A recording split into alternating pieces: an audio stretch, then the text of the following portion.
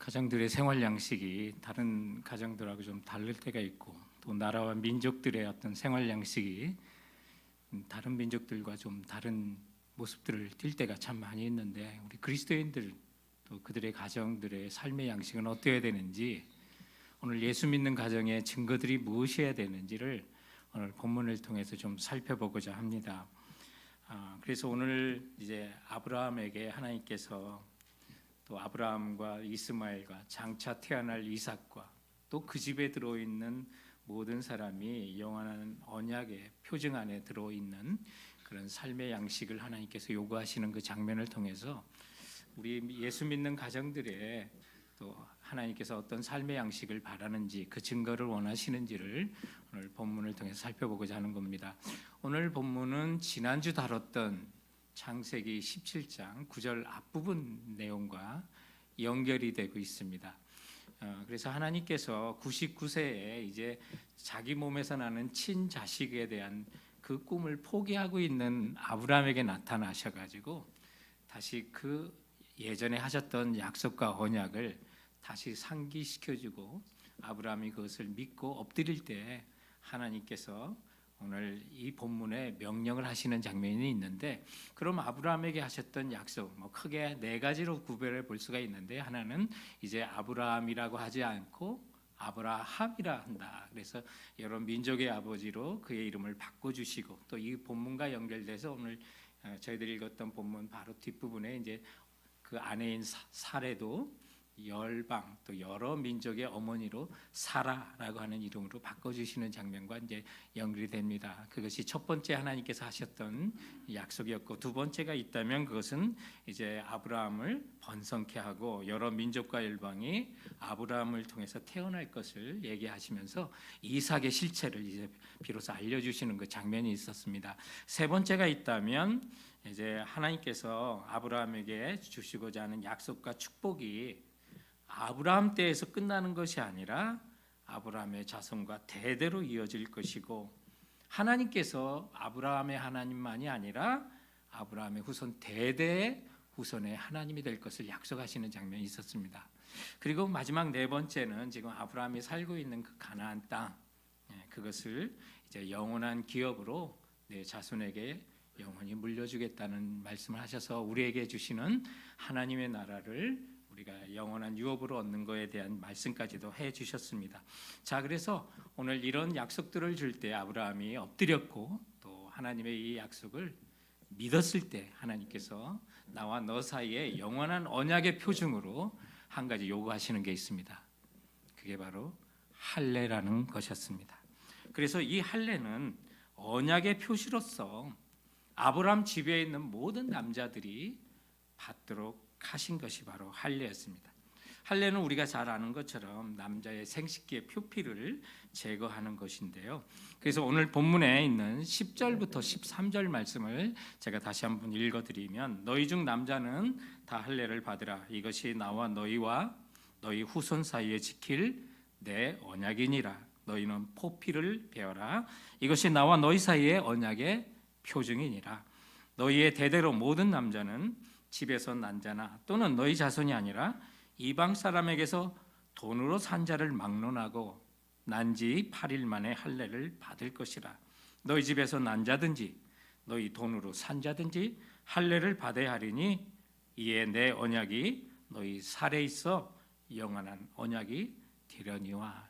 또 이렇게 명령을 하십니다. 그러니까 아브라함의 후손들이 직접 육신을 낳았던 자녀가 되든지 아니면 돈으로 사온 아브라함 집안에 있는 종이라든지 그 집에 사는 모든 남자는 다 할례를 받을 것을 명령하고 있는 것입니다. 그런데 이 할례를 가르쳐서 언약의 표징이라고 하는 것을 보게 됩니다. 표징은 사인입니다. 그래서 어떤 실체 이후에 주시는 어떤 메시지가 있기 때문에 하나님, 그럼 목사님 여기 여자는 할례를 못 받는데 어떻게 해요? 표징이기 때문에 그거에 대한 실체를 알면 우리가 다 이해가 되는 그런 부분이 되겠습니다. 그래서 이 할례를 받는다는 것은 굉장히 고통스러운 일인데요. 아브라함의 나이가 99세인데도 하나님께서 이 말씀하실 때 즉시 순종하는 장면이 이제 저희들의 보면 23절에 나옵니다.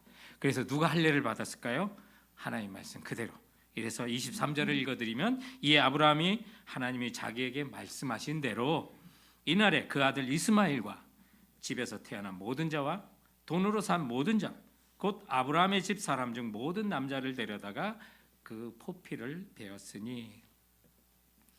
여러분 99세 할아버지인 아브라함도 할례를 받았고 또 아브라함이 86세에 낳았던 이때는 아마 이스마엘의 나이가 13살 됐을 것인데 그래서 종에게서 난 이스마엘도 할례를 받았습니다. 그뿐만 아니라 아브라함 집에 있는 모든 남자들도 다 할례를 받았습니다. 그 할례를 받을 때 하나님께서 나와 너 사이에 영원한 언약이 된다고 그랬습니다. 자, 그렇다면 아브라함과 아브라함의 친자식만 하나님의 언약 안에 있습니까? 그렇지 않은 것을 보게 됩니다. 그 집에 있는 모든 사람들, 종이든 돈으로 샀던 그 집에 들어온 모든 사람들은 다 할례를 받고 하나님의 언약 안에 너는 내 백성이 되고 나는 너의 대대의 하나님이 될 거라고 하는 그 언약 안에 아브라함이 육체의 자식이 아니더라도 모두가 하나님의 언약 안에 들어오는 이 장면을 통해서 요즘 우리가 골로새서 3장에 암송하는 것처럼 헬라인이나 유대인이나 야만인이나 스구디아인이나 할례파나 무할례파나 종이나 자유인이나 모두가 하나님의 자녀가 되고 하나님의 이 영원한 언약 안에 있다는 사실을 보여주는데 이것이 그리스도 안에 하나가 되는 바로 복음을 예표하고 있는 것입니다. 그래서 종도 자격이 되고 주인도 구원받을 수 있는 그 복음 안에 들어오면 하나님께서 우리의 하나님 되신다는 것을 보여주는 복음을 가르치는 거고 오늘날의 교회를 가르쳐주는 그런 말씀이 되는 것입니다. 그래서 어떤 사람은 이 할례를 구원의 조건으로 생각했던 사람이 있습니다. 특히 신약의 이 초대교회에는 초대교회의 복음을 위협했던 악한 무리들이 있었는데 바로 유대주의자들이었습니다. 그래서 사도 바울은 그들을 강하게 비난하면서 이제 빌립보서 3장 2절에 보면 개들을 삼가고 행악자들을 삼가고 손 할례당을 삼가라 이렇게 사도 바울이 경계를 하라고 했는데 경계하셨는데 유대인들에게 있어서 개는 얼마나 경멸의 대상입니까? 그런데 할례를 주장하는 자들에게 그것이 구원의 조건으로 주장하는 자들에게 손 할례당을 삼가고 개들을 저 개 같은 사람들을 삼가라고 할 정도로 강하게 말했는데 그렇다면 이 할례는 어떤 뜻을 갖고 있기 때문에 사도 바울이 이런 얘기를 했을까요? 그것은 할례는 마음의 할례를 가르치기 때문에 그렇습니다. 그래서 육체적으로 해석하면 문자적으로 해석하면 할례당 또는 유대주의자들의 주장이 맞습니다만은 그러나 이 육체의 할례는 성경이 신구약에 일괄되게 말씀하고 있는데 이 육체의 할례는 우리 마음의 가죽을 배어나는 마음의 할례를 예표하고 있는 단지 표징이 되는 것입니다. 그래서 오늘 본문에도 표징이라는 말을 이렇게 하고 있는 것을 이렇게 보게 됩니다. 이것을 그래서 우리는 영적으로 해석해야 되고 여인 자매님들도 그래서 이 마음의 할례를 여러분 기억하시면 이제 되는 것입니다. 그래서 오늘 이 본문에는 언약의 표현이라는 말을 언약의 표징이라는 말을 10절과 11절에 이제 반복하고 사용하고 있는데 그렇다면 표징은 뭡니까? 사인입니다. 사인이라는 건 실체가 따로 있다는 거예요. 오늘 이 하나님이 나와 너 사이에 언약이 될 것이다라고 하면서 할례를 명하셨는데 그렇다면 이건 영원한 언약이라고 하면 표징이라고 하면 할례가 목적은 아니에요. 그 사인 뒤에 진짜 의미가 있다는 거죠. 제가 예전에 TV 프로그램을 봤는데 잊혀지지 않는 게 러시아에 아주 유명했던 코미디언이 미국으로 이민을 와가지고 또 미국 생활에 충격받았던 얘기를 한 적이 있었는데 그가 하는 얘기가 미국에는 그 러시아가 한참 재정적으로 어렵고 경제적으로 어려울 때 이분이 미국으로 이민 오신 분이에요. 그런데 마켓을 가니까 너무 풍성하다는 거죠. 여기저기에 식품들이 막 넘쳐나고 그러면서 통조림도 왜 이렇게 많은지 통조림을 보니까 소세지 통조림도 있더라. 그런데 그 소세지 통조림을 따보니까 똑같은 소세지가 있고 그리고 파인애플 소세지 통조림이 있는데 파인애플 통조림도 따니까 똑같은 그림의 통조림도 있다. 그러다가 깜짝 놀랐다. 아기들 이유식을 봤는데 아기 그림이 있더라. 이 미국 사람은 사람을 먹는가 하고 깜짝 놀랐다고 하는 그런 얘기를 전하는데, 겉과 속이 충분히 다를 수도 있고 같을 수도 있는데, 오늘 이 할례는 겉과 속이 다른 진짜 실체가 있다는 사실을 보여주고 있는 것입니다. 그렇다면 이 아브라함과 그의 자손, 그 집안에 있는 모든 사람이 받은 그 언약의 표징으로서 할례는 무엇을 뜻하냐? 그 실체는 무엇이냐? 바로 마음의 할례를 가르치고 있는 것입니다. 그런데 이 마음의 할례는 신약만 가르치는 게 아닙니다. 신구약의 내내 우리가 받는, 또 아브라함의 후손이 받는, 그 집에 있는 사람들이 받는 육체의 할례를 마음의 할례라고 이제 설명을 해 나가기 시작합니다. 그래서 신명기 30장 6절에 보면 내 하나님 여호와께서 내 마음과 내 자손의 마음에 할례를 베푸사, 어디에요? 마음의 할례를 베푸사. 그래서 너로 생명을 얻게 하실 것이며. 자, 마음의 할례를 생명과 연결시키고 있습니다. 그리고 예레미야에는 마음의 할례를 여러 차례 얘기합니다.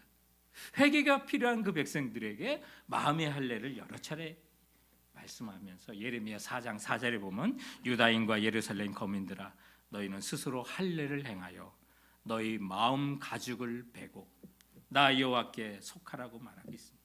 자꾸 보면 어디 육체의 할례가 아니라 자꾸 마음, 어떤 영적인 것을 성경은 말씀하고 있구나라는 사실을 깨닫습니다. 그러다가 신약에 와서는 그 내용이 명확해집니다. 사도 바울도 이 참된 할례는 마음의 할례라고 로마서 2장 28절부터 29절에는 이렇게 말합니다. 대저 표면적 유대인이 아니요 표면적 육신의 할례가 아니라 오직 이면적 유대인이 유대인이며, 이면적이라는 영적인 거를 영적으로. 그래서 할례는 마음의 할진이라라고 말씀하고 있습니다. 그래서 신약에서는 할례를 몸에 하는 것이 아니라 마음에다 대고 하는 것이다. 그럼 마음에다 대고 하는 할례는 뭐냐? 구체적으로 골로새서 2장 11절과 12절에 보면 이런 말씀합니다. 또 그 안에서 너희가 손으로 아니한 할례를 받았으니 곧 육의 몸을 벗는 것이요 그리스도의 할례니라. 너희가 침례로 그리스도와 함께 장사된 바 되고 또 죽은 자들 가운데서 그를 일으키신 하나님의 역사를 믿음으로 말미암아 그 안에서 함께 일으키심을 받았느니라. 그래서 여기 육의 몸을 벗는 것이 아니라 마음의 할례를 받고 그리스도의 할례를 받는 것은 그리스도와 함께 장사되고 그리스도와 함께 다시 우리가 일어나는 몸으로 될 것을 믿는 그 믿음으로 말미암이라고 말씀하시면서, 이게 마음의 할례는 거듭남을 이야기하는 거구나, 중생을 의미하는 거구나. 이것이 인간의 노력으로 이루어진 것이 아니라, 손으로 한 것이 아니라 그리스도의 은혜인 그리스도의 할례로 되는 것입니다.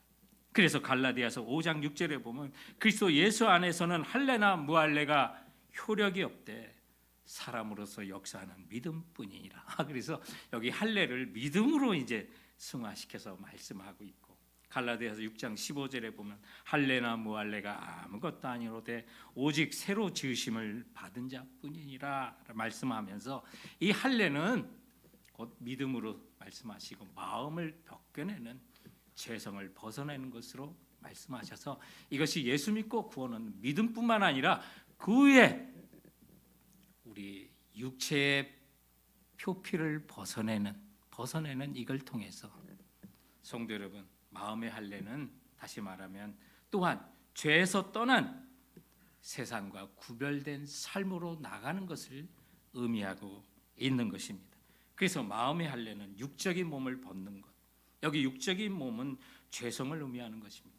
죄성을 벗어버리는 것이 마음의 할례의 일부분이라는 사실을 말씀하고 있는 것입니다. 예수 믿었다고 해서 완전히 죄성이 사라진 것은 아닙니다. 그러나 그 죄성에 대하는 자세, 죄성에 복종하지 않고 이제는 죄성과 싸우며 주님이 주신 새 성품을 따라 살려고 하는 우리들의 삶의 양식, 그것이 온전히 이룰 때 마음의 할례를 온전히 이뤄내는 것으로 연결하고 있다는 사실을 성경은 우리에게 말씀해주고 있는 것입니다. 상상해 보십시오. 그 당시 할례를 받지 않는 사람들이 이제 세상에 태어난 모든 사람들입니다. 지금은 할례가 포경이라고 하는 것이, 이것이 위생상 건강상 좋다는 것이 알려져서 수많은 사람들이 하지만, 당시에 오늘 이 명령을 받고 하나님과 아브라함과 그 자손과 영원한 언약 사이에 표징으로 했던 그 육체의 할례는 다른 집안 사람들은 하지 않는 일이었어요. 그래서 구별됐던 거예요.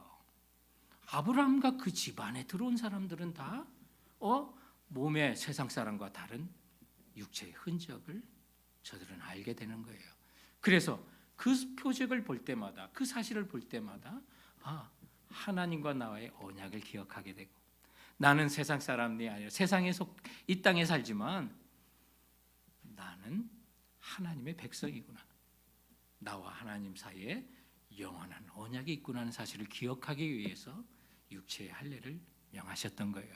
그렇다면 오늘을 살아가는 우리들에게 예수 믿고 구원 얻어서 난 하나님 나라 상속받았다는 것으로 끝나는 것이 아니라 우리의 육체의 표피를 벗어내는, 육체의 죄성을 벗어나는, 거룩한 삶에 도전하는, 죄성에 거슬려 사는, 죄성을 거부하는 거룩한 삶, 그래서 세상으로부터 구별된 삶에 대한 모습이 우리와 우리 가족과 자녀들에게 있어야만 하는 거예요. 그래서 우리 자녀들을 양육할 때, 성경을 가르치고 교육을 시킬 때 우리 부모님들이 이 부분에 아브라함이 먼저 할례를 받은 것처럼 본이 되어 주시고요, 육체를 벗겨나고 죄로부터 싸워나가고 하나님께로 향하는 그 모습을 보여주어야만 하는 것입니다. 그래서 세상에서 죄를 떠난 거룩한 삶의 모습이 나와 우리 가정의 스타일이 좀 될 수 있도록, 그 스타일이 되고 생활 양식이 되기 위해서는 우리가 어떻게 살아야 될까요? 이 땅을 작은 예수로 사는 거예요. 예수님을 따라 사는 거예요. 그것이 그리스도인이 따라갈 길이 있는 거예요. 시인 천상병이라고 하는 시인께서는 바람에도 길이 있다라는 말을 했습니다. 무한한 창공을 나는 것 같은 비행기에도 여러분 항로가 있고 길이 있는 거 잘 아시잖아요. 그처럼 바람에도 길이 있다는 거예요. 이렇듯 만물에는 모두 길이 있고, 그렇다면 사람도 두말할 것이 없이 가는 길이 있어요. 이 세상을 살아가는 방법이 무한하게 보이는 듯 하지만 우리 그리스도인들은 누구의 이름을 빌고 사나요? 예수 그리스도의 이름을 빌려 사는 사람들이에요. 그래서 주님께서는 자기 십자가를 지고 나를 쫓을 것이라고 우리에게 명령하셨어요.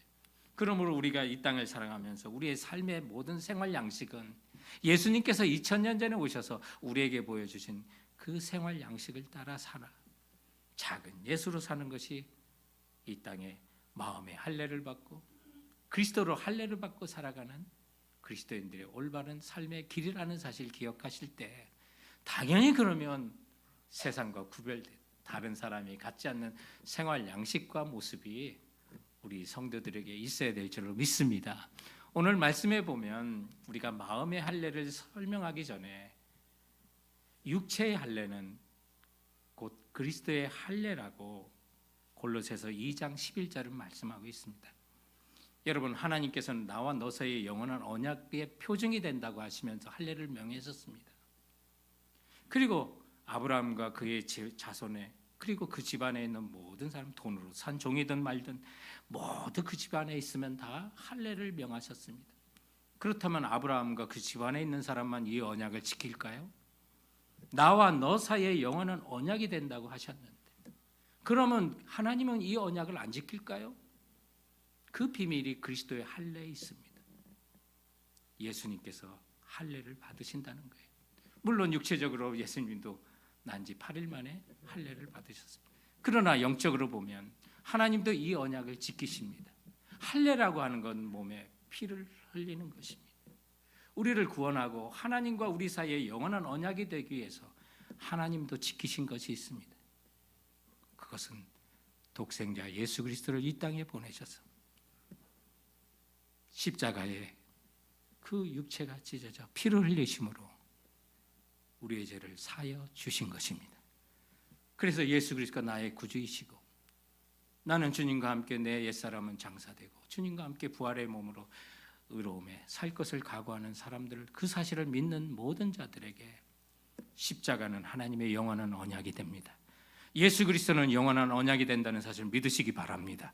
그래서 그 사실을 믿는 자에게는 나는 너의 하나님이 되고, 이 사실을 믿는 대대 자손에게 하나님은 우리의 하나님이 되실 것을 약속하고 있는 것입니다. 그래서 주님은 피를 흘려 이 언약을 지켜나가셨던 것입니다. 그렇다면 이 사실을 기억하는 성도라면 사랑하는 성도 여러분, 우리도 이 땅을 살아가며 세상 사는 것 똑같이 사는 것이 아니라 주님의 그 귀하신 은혜를 기억하며 나의 삶에서 예수님이 이 땅에 보여준 삶의 양식을 따라 작은 예수로 그리스도의 향기를 세상 가운데 펼치며, 비록 우리는 세상에 살지만 세상에 속하는 것이 아니라 세상에서 구별된 자로서 죄와 세상과는 떠나는, 그래서 새 사람을 입는 사람으로 날마다 걸어가는 성도들이 되어야 될 줄로 믿습니다. 그러기 위해서 우리 가정과 여러분의 삶이 작은 예수로서 세상과 구별된 거룩한 삶에 도전해 나가시기 바랍니다. 저는 여행을 좋아하다 보니까 길에서 배울 때가 참 많고요. 좋은 데를 가게 되면 여기 우리 성도님들 꼭 한번 데리고 싶다, 그런 데가 많이 있습니다. 그래서 그동안 이스라엘, 요르단, 터키 여러 성지들을 이렇게 모시고 다녔는데, 그뿐만 아니라 교회의 역사 속에서도 배우는 일들이 많아서 6년 전에 여러분께서 또 지원을 해주셔서 영국을 이렇게 여행하면서 또 많은 것을 연구했었고 공부했었는데, 그중에 이번 성도들을 데리고 간 것이 너무가 은혜가 됐고, 그래서 정말 말로만 전해지는 이야기가 아니라 현장에서 있었던 일들을 현장의 모습과 함께 가르치면 잊혀지지 않아요. 그중에 이번에 정말 성도들과 함께 다녀온 것 중에 마음에 감동이 있는 것이, 흔히 웨슬리의 부흥운동, 또 웨일즈의 부흥이라고 하는 말을 많이 듣잖아요. 근데 그 웨일즈의 부흥의 진원지가 어디냐면 저 하남 마운트라고 하는 작은 언덕이에요. 브리스톨이라고 하는 그 지역에 있는데, 여기서 이제 문제가 많은 도시예요.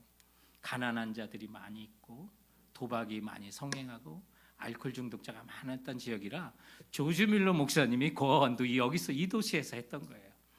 그만큼 타락한 지역에 조지 위필드라고 하는 이 웨슬리라고 하는 분하고 옥스포드에서 홀리클럽을 해가지고 하나님 앞에 거룩하게 살 것을 각오하고 살았던 사람들이, 그중에 위필드라고 하는 아주 유능한 목회자가 이 하남 마운트에서 사람들에게 복음을 전했어요. 그런데 이때까지만 해도 웨슬리는요, 교회 밖에는 구원이 없다고 그래가지고요, 자기는 야외에서는 설교 안 하겠다고 했는데, 이 웨슬리의 설교에 이 지역이 탄광촌이었거든요. 석탄을 캐는 탄광촌인데, 그 수많은 사람들이 와가지고 이 복음을 듣고 그냥 얼굴에 탄가루로 까맣게 물들었던 사람이 눈물을 흘리고 그 자국을 보면서 감동하고 성령이 많은 자성을 모습을 보면서 웨슬리가요, 야외 설교를 하기로 마음을 먹고 동역한 자리가 바로 이 하남 마운트라고 하는 자리예요. 그래서 저도 기독교 역사를 많이 보고, 또 사진에 있는 것처럼 지금 왼편에 상단에 있는 사진처럼 이 하남 마운트 웨슬리의 부흥운동의 진원지, 웨일즈의 부흥운동의 진원지, 이분은 성도들과 함께 가서 그 지역을 계속 살펴봤었는데, 그래서 한 50명 모이던 그 광부들이 나중에는 3만 명씩 매일같이 몰려들었어요.